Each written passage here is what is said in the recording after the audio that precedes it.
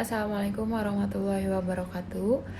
Alhamdulillahirabbil alamin, puji syukur kita panjatkan kehadirat Allah Subhanahu wa taala yang telah melimpahkan rahmat dan karunia-Nya sehingga kita bisa membuat video presentasi pada kali ini.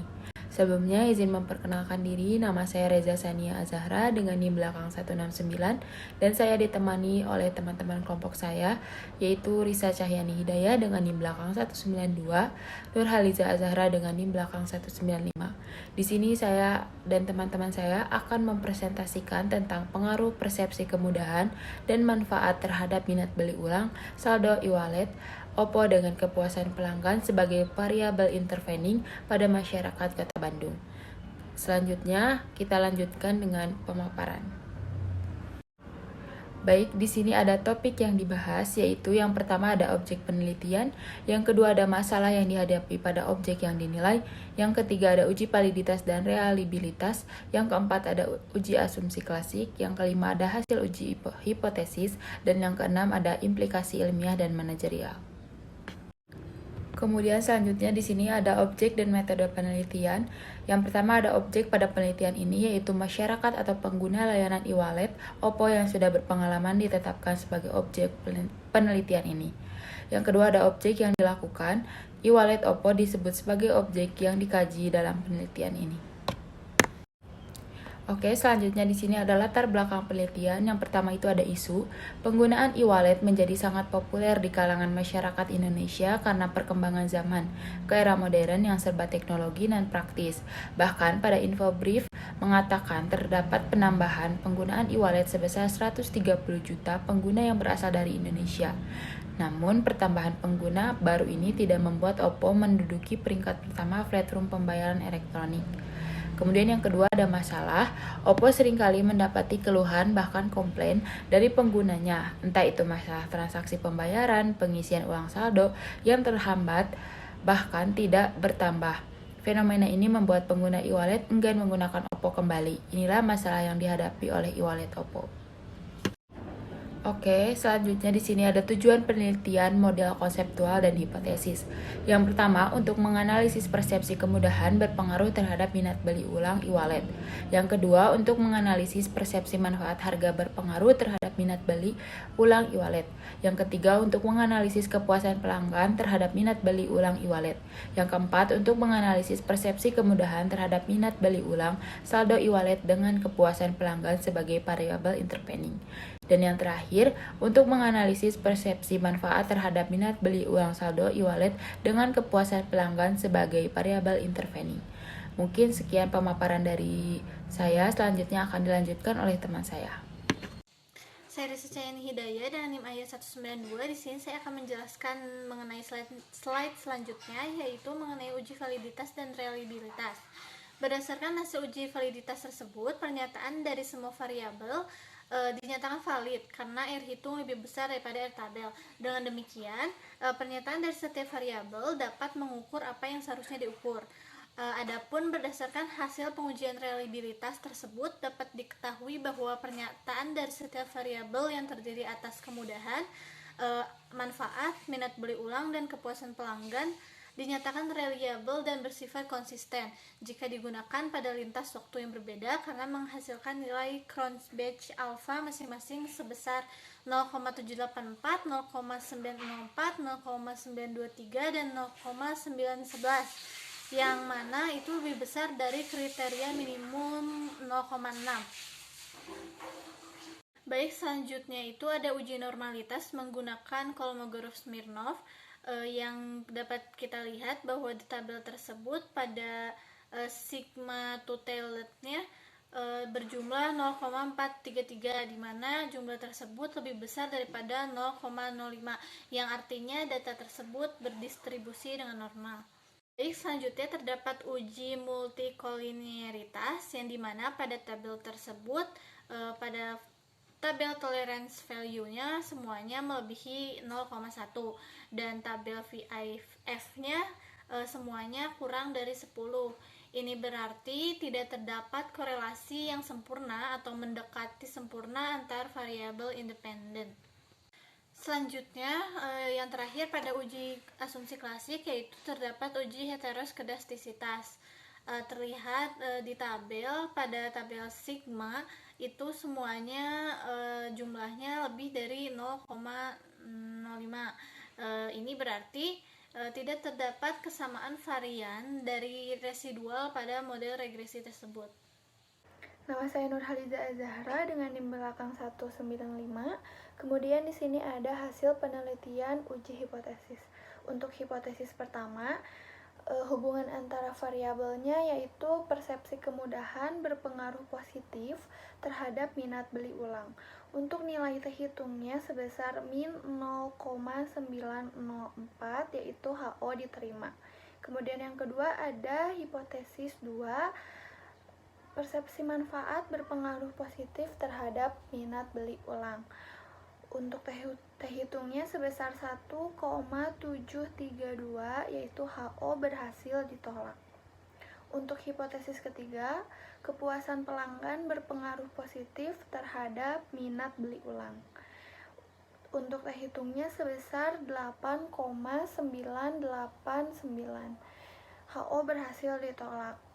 Selanjutnya ada hipotesis keempat, persepsi kemudahan berpengaruh positif terhadap minat beli ulang dengan kepuasan pelanggan sebagai variabel intervening. Hasil terhitungnya yaitu sebesar 0,228 yaitu HO berhasil ditolak. Kemudian yang terakhir ada hipotesis kelima, persepsi manfaat berpengaruh positif terhadap minat beli ulang dengan kepuasan pelanggan sebagai variabel intervening. Untuk nilai terhitungnya sebesar 0,318 yaitu HO berhasil ditolak. Kemudian di sini ada hasil uji Sobel. Untuk variabel Y lebih besar dari Z hasilnya signifikan. Kemudian X1 lebih besar dari Z, hasilnya tidak signifikan. Kemudian X2 lebih besar dari Z, hasilnya tidak signifikan. X1 lebih besar dari Y, hasilnya signifikan. X2 lebih besar dari Y, hasilnya signifikan. X1 lebih besar dari Y, lebih besar dari Z, hasilnya signifikan. Kemudian yang terakhir, X2 lebih besar dari Y, lebih besar dari Z, hasilnya signifikan. Di sini X1 lebih besar dari Y, lebih besar dari Z, yaitu berdasarkan hasil perhitungan uji Sobel di atas, memperoleh nilai Z sebesar 4,4496. Artinya nilai Z lebih besar dari 1,96. Dengan tingkat signifikan p-value di bawah 0,05, maka hal tersebut membuktikan kepuasan pelanggan mampu memediasi hubungan antara kemudahan terhadap minat beli ulang. Kemudian di sini yang terakhir ada X2 lebih besar dari Y, lebih besar dari Z. Berdasarkan hasil perhitungan uji Sobel, nilai Z sebesar 3,3923, artinya nilai Z lebih besar dari 1,96 dengan tingkat signifikan p-value di bawah 0,05. Maka hal tersebut membuktikan kepuasan pelanggan mampu memediasi hubungan antara manfaat terhadap minat beli ulang. Kemudian di sini ada kesimpulan. Persepsi kemudahan tidak berpengaruh terhadap minat beli ulang saldo e-wallet OVO pada masyarakat di Kota Bandung. Hal ini menjelaskan bahwa berapapun tingkat persepsi kemudahan yang dimiliki oleh e-wallet, tidak akan mempengaruhi tingkat minat beli ulang saldo e-wallet OVO pada masyarakat di Kota Bandung. Persepsi manfaat berpengaruh positif terhadap minat beli ulang saldo e-wallet OVO pada masyarakat di Kota Bandung. Hal ini menjelaskan bahwa semakin tinggi tingkat persepsi manfaat yang dimiliki oleh e-wallet OVO akan mempengaruhi tingkat minat beli ulang pada masyarakat di Kota Bandung. Kemudian ada kepuasan pelanggan berpengaruh positif terhadap minat beli ulang saldo e-wallet OVO pada masyarakat di Kota Bandung. Hal ini menjelaskan bahwa semakin tinggi tingkat kepuasan pelanggan yang dimiliki oleh e-wallet OVO akan mempengaruhi tingkat minat beli ulang saldo e-wallet OVO pada masyarakat di Kota Bandung. Kemudian ada kepuasan pelanggan, mampu mengintervening persepsi kemudahan terhadap minat beli ulang saldo e-wallet OVO pada masyarakat di Kota Bandung. Yang terakhir, kepuasan pelanggan mampu mengintervening persepsi manfaat terhadap minat beli ulang saldo e-wallet OVO pada masyarakat di Kota Bandung. Dengan demikian, tingkat kepuasan pelanggan mampu memperkuat pengaruh antara persepsi manfaat terhadap minat beli ulang saldo e-wallet OVO. Kemudian di sini yang terakhir ada saran. Yang pertama, persepsi kemudahan yang dimiliki oleh e-wallet OVO sudah tergolong baik. Namun, alangkah baiknya apabila perusahaan mampu menambah fitur-fitur yang lebih banyak berdasarkan kebutuhan konsumen agar konsumen memiliki minat beli ulang e-wallet OVO. Kemudian yang kedua, berdasarkan pada persepsi manfaat, e-wallet OVO sudah memberikan banyak manfaat pada penggunanya. Misalnya, konsumen tidak perlu lagi menggunakan uang tunai saat melakukan transaksi. Cukup menggunakan e-wallet OVO dengan memotong saldo yang dimiliki konsumen. Namun, pihak OVO harus juga mementingkan tingkat keamanan pada aplikasi e-wallet OVO. Kemudian yang ketiga, kepuasan pelanggan terhadap OVO sudah lebih baik. Hal ini disebabkan karena konsumen sudah memiliki minat beli ulang untuk saldo OVO tersebut. Maka dari itu, pihak OVO diharapkan mampu meningkatkan kualitas, kegunaan, dan manfaat yang dimiliki konsumen sehingga konsumen merasa lebih puas dari sebelumnya. Kemudian yang terakhir, penelitian menunjukkan bahwa variabel minat beli ulang saldo e-wallet OVO sudah sangat baik.